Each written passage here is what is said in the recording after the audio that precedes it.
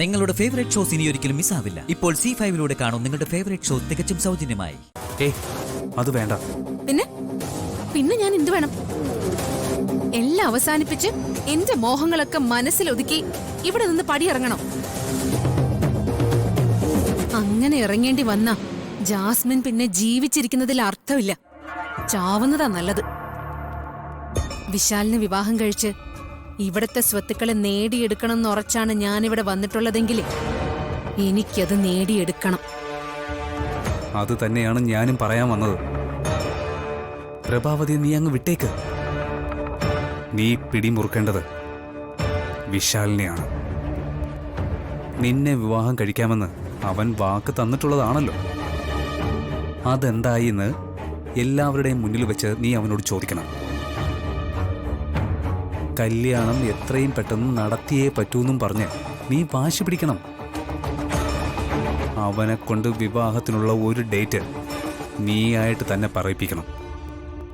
അതാണ് നിന്റെ മിടുക്ക്. അതിന് നിനക്ക് സാധിക്കില്ലേ ജാസ്മിൻ?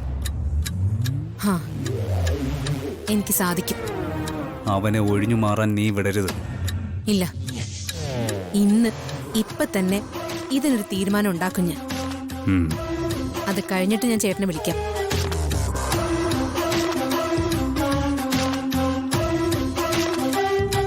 ജാസ്മിൻ പുതിയ നാടകത്തിനുള്ള ഒരുക്കത്തിലാണല്ലോ.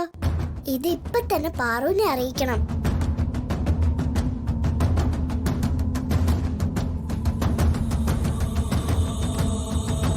പാറു, എന്താ മണിക്കുട്ട പറയേ? നീ ഇങ്ങനെ ഇവിടെ വീട്ടു ജോലിയും ചെയ്ത് കഴിഞ്ഞോ? അവിടെ ജാസ്മിൻ നിന്റെ ഭർത്താവിനെ വിവാഹം കഴിക്കാൻ പദ്ധതി ഇടുന്നുണ്ട്. നീ എന്താ പറഞ്ഞത്? ജാസ്മിൻ എന്റെ ഭർത്താവിനെ, എന്റെ വിശാൽ സാറിനെ വിവാഹം കഴിക്കാൻ പദ്ധതി ഇടുന്നുണ്ടെന്നോ? അതെ.